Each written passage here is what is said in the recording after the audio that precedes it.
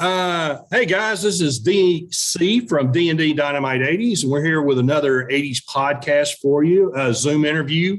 We're excited to have Ric Olsen here with us from Berlin. He was the lead guitarist for the group in the 80s. Of course, when they had such great, huge hits that we all love. Ric has joined us from Nashville, which is close to where we're at, so we're neighbors. Ric, we appreciate you taking some time with us this morning. Thank you. It's great. All right, Ric, could you tell me what got you kind of started in music? Well, I'll tell you, like going back, I mean, it was probably around the time that the Beatles were out. I won't say that I'm old, okay? But, I always had an affinity to some sort of music avenue, and I don't know. I just I told my dad I wanted a guitar when I was younger, and I used to play what I don't know what you call it now, but it was baseball. It was an extracurricular kind of thing. Okay. It was like a t-ball. It was probably t-ball. Yeah. And there was like a competitive kind of thing between fathers and their sons, right? And I didn't know that. And the guy up before me hit a home run over the fence, and my dad came over to me and goes, you hit a home run, I'll go get you that acoustic guitar you want. So pop, it was right over the fence. Oh, wow. So with that said, I got my first acoustic guitar probably at the age of, I don't know what T-ball age is, what, 7, 6? Yeah, 7? 6, 7, yeah. Yeah, something like that. So I got that acoustic guitar, and he got me a Mel Bay chord book. So I started teaching myself chords. I put myself into, he put me into a local music store that had a teacher there. I took 2 weeks, and then they folded. So I just taught myself guitar from that point on, which may have been a mistake because, going forward in this day and age, when I can play with people like Bill Johnson and Victor Wooten and people that are out there, they're all calling off. They have charts, and I have to go by ear. So that's the only thing I regret. But the fact is that I have an ear for it, and I don't have charts, and I don't need to read anything like that. So anyway, so I got started that way. I used to sit in front of a phonograph player, playing songs in the background and faking like I was the one singing and playing to all the 8-year-old girls in the neighborhood.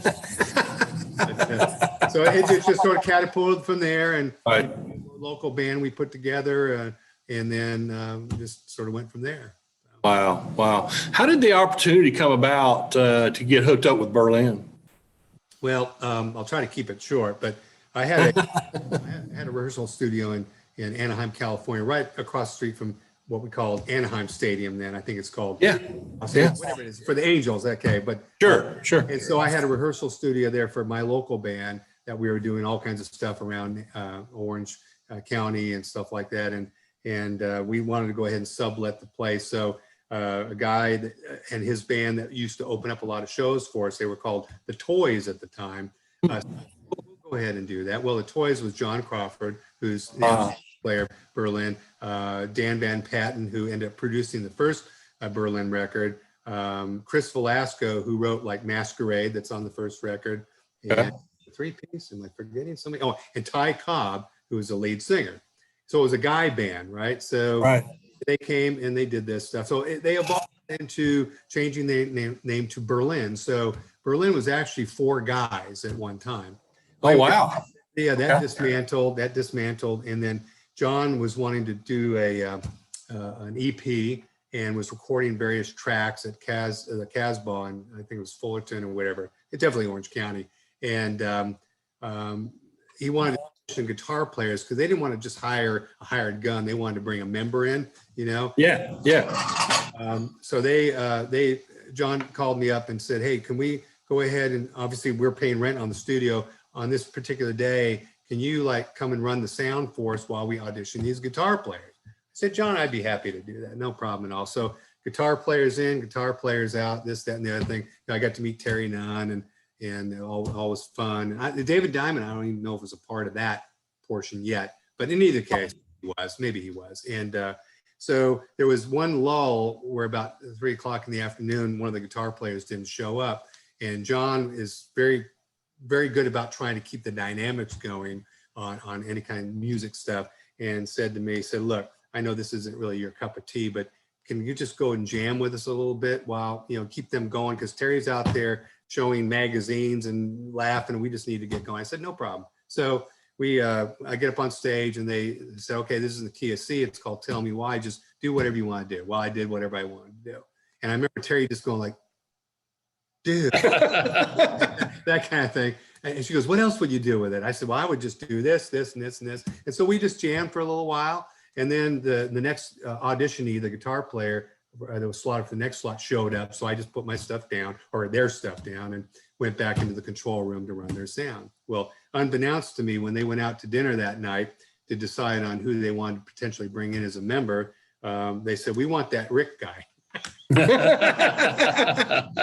so I remember, I was in my apartment in Anaheim. I had a girlfriend at the time, and I came home from work, and there was a note saying, dude, John just called up. He wants you to join Berlin. You lucky son of a bitch. I still have a scrapbook over here too, which is really Oh, wow. That's awesome. Yeah, so I mean, it wasn't that big of a deal at the time.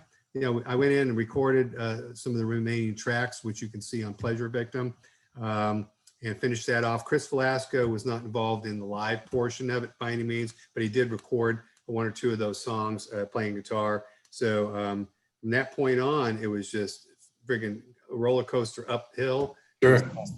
And nobody wanted to sign us. We weren't really looking for a deal at the particular moment, but KNAC picked us up on the local radio there in Long Beach, and it sold like 25,000 copies in 1 week once we got done with the recording, and then that's when Geffen and Capitol and Electra Asylum came after us, and they all wanted to potentially sign us. So Right. Awesome. Wow. I don't mean to go on because I'm sure you have a lot of questions, but I'm answering them as we go. So All right. Cool. and stuff in this day and age, you have to really just go with your heart. You have to go with your soul. And Right. the one thing about it is that after all the record companies that we had that wanted to court us because it's easy, hey, they just sold 25,000 copies. This is easy, right? Well, the only one that asked for a showcase and they would pay for a showcase was David Geffen. So Geffen says, look, you guys are great. Now I'm going to offer you a deal, but I got to see you play. So Ed Rosenblatt, Carol Childs, I don't think David was there the day we did the showcase, but he paid for it. And so we did a showcase so he could see us live and then offered us a contract. And we went with Geffen Records with Warner Brothers distributing for us. So it was very, very cool. So we went with our gut. And Yeah. if you don't mind this. So we have a friend of ours, he's a friend today, Tom Zutau. He was courting us. He really wanted to sign us to Electra Asylum really bad, right? And he would come out on the road with us. He would spend time with us. He would buy us, food, and he was great. Stay in our rooms if we needed to. Well, we decided, like I said, to go with David Geffen, and well, he had to go find somebody else to try to get. So he ended up getting not only Motley Crue but Guns N' Roses. So we always joke with Tom like, we're the reason we got those two big artists. We made that business decision for you. Yeah, awesome. That's right. While we're talking about on the road and all that good stuff, what were a couple of your biggest highlights with the band? Things that really stick out to you as y'all performed those years? Well, obviously, shows like the US Festival were really cool because you had 300,000 people out there. Yes. You got helicopter rides in, and I'm having dinner with Mark Mothersbaugh from Devo, and everything was just the amp that I was going to use was being stored at Billy Idol's garage, and the tour manager had to pick it up before. So it was all this cool stuff that was going on that I don't think it may exist today, maybe because I'm older and I don't see it. But back in those days, you could have a hotel room next to Phoebe Snow, or you could be invited to have drinks with the guys in Yes because they were on the road too. And it was just a very, very cool thing. So I don't think there's any one particular show that really super rings out because I enjoyed really everything. Even the smaller clubs were the coolest because you had more of an interaction with the crowd and stuff. But we just one thing that our manager Perry Watts Russell told us is get out there and put on a show like there's 100,000 people, and I'll have to tell you this, we were booked into some club in Podunk, Idaho, and there was like 3 people in there. And the rumor was, I don't know for a fact because I never met David Geffen face to face then, but the rumor was that that there was only 3 people and they were all Geffen executives, and they bought the place out. How we would play in a podunk city, and we kicked ass that night. So our manager never told us what the truth was, and I guess I could call him and ask him, but those I remember. So. DH, you got something? Yeah, kind of on that line. One of the things I had down was, what was kind of the favorite setting for you as far as performing at shows? Was it like in the more of the arenas, the kind of auditoriums, or maybe a smaller area? I just kind of wondered where you felt more excitement or more excited to actually be on the stage at. Yeah. Well, I guess I feel, I mean, music is my golf game. You know, I have to go play golf on Saturdays. I get ready for a gig because I still play locally and stuff like that. And it's all about interaction with the crowd. If they're getting it, then I get it. If there's 3 people in the audience and they get it, then I can get it. And we work together on that stuff. And if there's 150, 200,000 people, that's great too. You know, I mean, we were out at the time where there was a lot of humbling experiences, like a girlfriend I had at the time and I went to go see the Palace. You guys remember the Palace in Los Angeles? Yes. Oh, absolutely. Yes. Like a lot of live. So we went there to go see a showcase of a new band that just signed to RCA Records called, oh God, when I'm having a brain fart, Mr. I'm sorry. Yeah. And so, and one thing that we were trying to do is try to find a sound guy that can mix keyboards and guitar. Because if we had a great sound guy that did keyboards, that mixed them right, the guitar sounded like a freaking rubber band. It sucked, right? So, and then if you had a guy that was mixing the guitars really good, the synths sounded really bad. So this guy, Mike Fagray, Fagray, he was mixing Mr. and they sounded absolutely phenomenal. So I went and I introduced myself after the show. I said, "You're great. Can I get contact information on you?" And he didn't ask why. He just thought, well, whatever. And so I took it back to our manager. I said, "I think I found a guy who could do this." So what we did is on that first tour that we did, we not only hired Mike Fagray to do our sound, but Mr. was our opening act for this leg of this. Oh, wow. Right. And then the next year they came out some super song called Kyrie or something. And then we, the thing is that Mike, bless his heart, he passed away a couple of years ago, but he did a great job. So anyway, it's not burning the bridges. Never burn your bridges. If you're going to get an ego about what you're doing, then you might as well just expect that you're not going to get any help or assistance. So, I mean, I have friends going back to, many, many bands, Weird Al, Steve J, Emo West from Weird Al's band, going back. We have so many friends, the guys in real life and Thompson Twins, Tom Bailey. We can pick up the phone and we can talk. You don't burn your bridges, So whatever any of your listeners do, if they're wanting to establish a career, is just play with your heart, play with your soul, and always look over your back and wave. Because if you burn those bridges, it's going to bite you one day. Wow, excellent advice. Excellent. You and DC, I apologize for being late. I was in a meeting, but DC may have already asked that. This will be the last big question I have. What were your musical influences growing up? What kind of influenced your style? Well, that's what's really strange. It's like this week I'm streaming blues music, So and there's times I get into classical, but I mean, Mott the Hoople, Lonnie Donegan, Edgar Winter, I mean, I just sort of did a cross section of this thing. Andre Segovia on classical. I tried to learn classical. I couldn't get that. But so I just sort of a jack of all trades, which is why probably I end up sitting in with a number of people that I don't feel worthy of doing it, because I can do a little cross section of everything, but I'm not an expert in one thing in particular. But so my listening style is pretty much that same way. I think that you need to really expand your musical horizons, going back to even some of the African music, going way back and studying some of that stuff to what's current today. I have friends that their whole music career started with Eddie Van Halen. And I have the highest respect for Eddie Van Halen, because a band he had before Van Halen opened up for my local band at Marina Palace in Oh, wow. Fantastic. Yeah, so it's the career doesn't start there. You got to go back and you got to study the whole thing. Well, is there any upcoming events or any projects you have coming out that you would like to share with our listeners? Well, You know, Terry and I are so close. John and David have joined Terry. They're 3 of the 6 original members that rejoined her to do. Obviously, you know, I have another project I've been working on that is really dear to me, and I worked on it for about 3 years. I built, own, and operate the Glenn Campbell Museum. Oh, wow. Fantastic. Yes. Yeah, so I've been working on that. And then we also do the group sales for the National Museum of African American Music here in Nashville. So I'm the president of Clearbrook Hospitality, and we have stuff going on in Nashville. So, but every now and then, you know, Terry will call up, say, hey, you know, you want to come sit in with us? Or she'll come to Nashville and they'll stay here at the house because she loves staying here. She doesn't like being in a hotel. She doesn't have to. And I'll sit in with them. But as far as music, I play at least every other weekend with a local band called Radio Pirate. It's all covers. Our name before that was 3.5 Men. I don't know if you know who Victor Wooten is. You have to study who he is. But his son, Adam, was 9 when he joined our band.